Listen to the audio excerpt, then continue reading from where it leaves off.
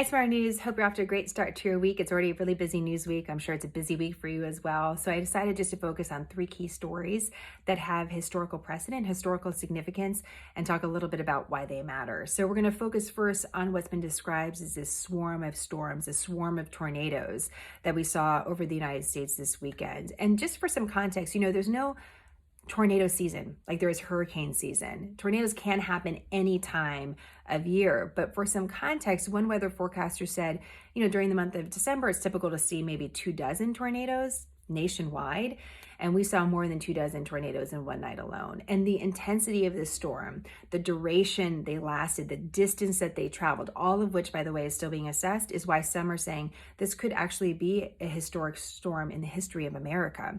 Number two, let's talk a little bit about the economy. You've likely seen a lot of talk about inflation. And here's what happened. On Friday, we got a reading on inflation.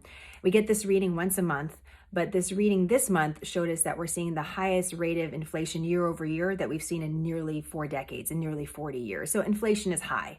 And the reason why high inflation matters is that the higher inflation is, the less purchasing power for your dollar. So when you see any sort of headline that says high inflation, you just think, oh, my dollar is going to buy me less, which is never a good thing. We don't want our dollar to actually buy us less. That impacts our household, but it also can impact the entire U.S. economy. And because the U.S. economy is the largest economy in the world, it could also have global implications.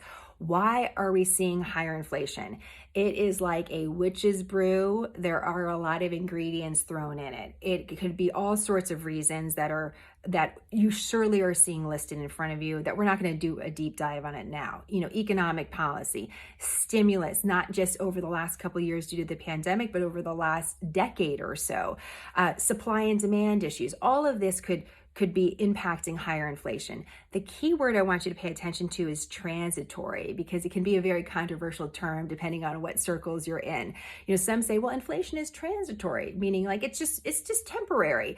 But people have different timelines for transitory. Is it a couple months? Could it be all through the end of next year? Could it be several years in the making? And the timeline matters because could impact us and it could impact the economy overall. The reason why this story is also really important to watch right now is not just what it could mean for our families, but because we're also watching another large social spending bill, which is described in some circles as stimulus. It's another stimulus bill that the White House really wants to put through.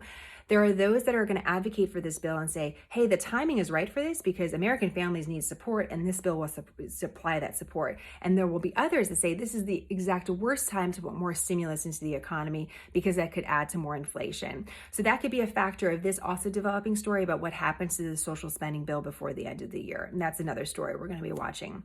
Final story I want you to be aware of today, a historic meeting that took place between the head of Israel, the prime minister of Israel, and the de facto leader of the UAE, the United Arab Emirates. The reason why this matters is that we've never seen an official meeting between these two heads of state before. The Israeli prime minister, the head of the Jewish state, traveled to this Muslim nation that in previous years didn't even recognize the Jewish state as an official nation.